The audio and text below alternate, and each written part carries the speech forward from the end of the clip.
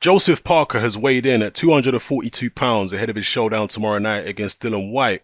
242 is about average for Parker. He's weighed that for many of his fights over the years. If we just take a look at Joseph Parker's record, looking back on some of his previous weights, he weighed 236 against Joshua, which is very light for him.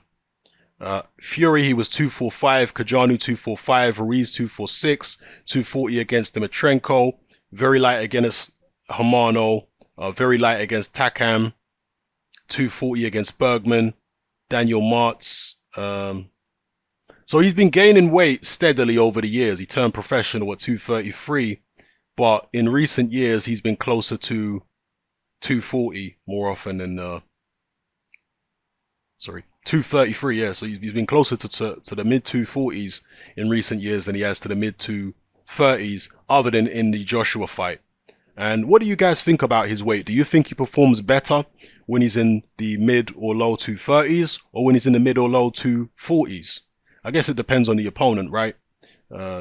Different opponents might require you to be at different weights depending on what style they fight and depending on what strategy you're hoping to implement. But if he was looking to move a lot against Dillian Whyte, you would imagine he would ideally come in lighter. But he did move a lot against Kajanu, and he weighed around the same as, well, he weighed heavier than he is against Dillian Whyte today. So he was heavier against Kajanu, heavier against Ruiz, and those were two fights where he moved a lot. Much lighter against Takam. He also moved a lot against Takam. So, yeah, I'm sure he can still move at this weight, and he's going to need to if he's going to win the fight, in my opinion. I don't think he needs to run the whole fight.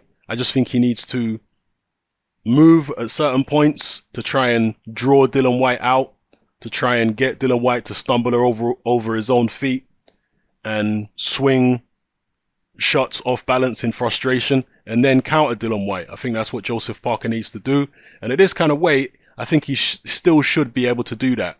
If he decides to go for that game plan, which I think is prudent, he'll still be able to fight that way effectively at 242 pounds. As far as Dillian Whyte, this was a little bit of a surprise to me, and maybe this is a concern to some people. Dillian Whyte has weighed in at 259 pounds, right? 258.9, that's pretty much 259. Just 1 pound off 260. I think this is his career second heaviest. All right, look at Dillian Whyte with his typical screw face. We like Dillian Whyte's Aggie nature. Let's have a look at Dillian Whyte's recent weights. So he's weighing in at 259. It says it here, 258 and a half. Yeah, 258 and a half, 259. Against Lucas Brown, he was lighter, 4 pounds lighter. Against Hellenius, he was over 10 pounds lighter. Malcolm Tan, I think, is his career heaviest at 260. Interestingly enough, I thought his hands looked quite sharp against Tan. I thought his body punching looked vicious.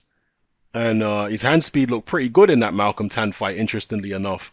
You know, sometimes with fighters, when you take off a lot of weight, it can leave you with less energy, and therefore you actually lose some hand speed and lose some power, depending on how the weight is taken off.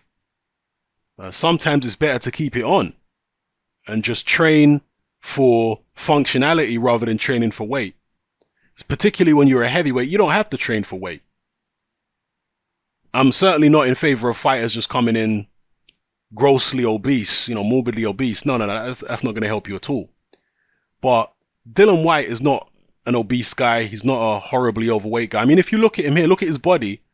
Yeah, he's not chiseled, but he don't look bad. You look at Larry Holmes in his prime. Larry Holmes didn't look body beautiful. So Dillian Whyte looks in shape, and it's actually surprising that he weighs this much, because if you look at his body against Joshua, he looked in worse shape against Joshua than this. So he's obviously gained muscle and has less fat than he did against Joshua, because against Joshua, his body looked worse than this, much worse. And he was lighter against Joshua. We all know that muscle weighs more than fat. See here against Joshua, 247. Here, he's over 10 pounds heavier than he was against Joshua, but he looks in better shape. But still, I think it would have been best for Dillian Whyte if he could have come in lighter, as long as he came in lighter without compromising strength or speed.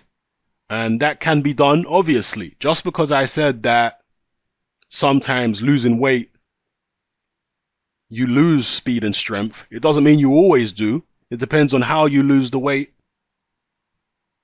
etc. And it depends on the individual.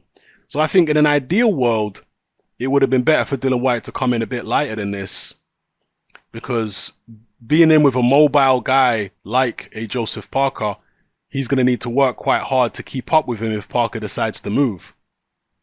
So yeah, I think it would have been better for him to be a bit lighter. But be that as it may, he looks in relatively good shape for him. And we'll see how effective he is. We'll see how strong he is. The typical Dillian Whyte screw face was in full effect. He faced off against Joseph Parker. He was right up in his grill. He's ready to go. He's ready for war. He feels like the underdog.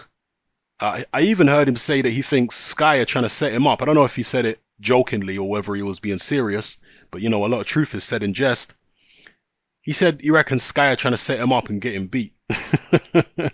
He said that in one interview. I think it was the Kugan Cassius interview on IFL. But again, he might have been joking. Then again, maybe not. Maybe that's what he feels. Because he said, why is Jarrell Miller at my fight? Why is David Haye at my fight? And all these people at my fight who I don't even like. Well, it doesn't necessarily mean it's because they want to get you beat. It's just because they want to create more buzz around the event, maybe. You know? Because those are big names in British boxing. Well, David Haye is anyway. Jarrell Miller has obviously just had some big bust up with Anthony Joshua. So bringing all those characters to ringside to be at Dillian Whyte's fight, from a promotional point of view, it makes sense. So, but anyway, Dillian Whyte has got an underdog mentality. He always has. He is a guy who, he's probably met a lot of scumbags in boxing. A lot of liars and stuff like that in the business side of boxing. He doesn't expect to get any favors.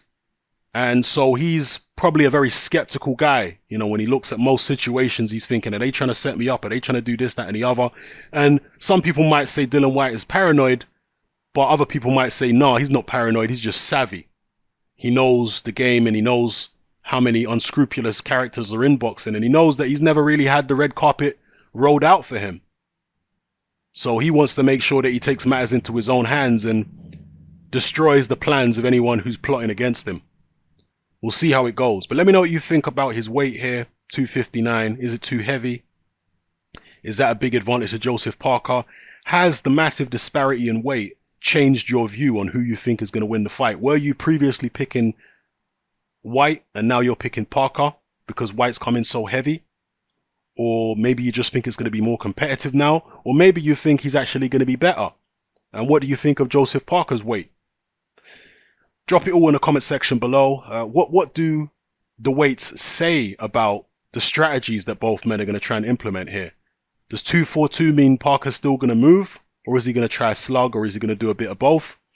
Does 260 or 259 mean that Dillian Whyte is just going to go for broke and turn this into a brawl and try and impose himself on Parker? Or will he surprise us and actually box at this kind of weight?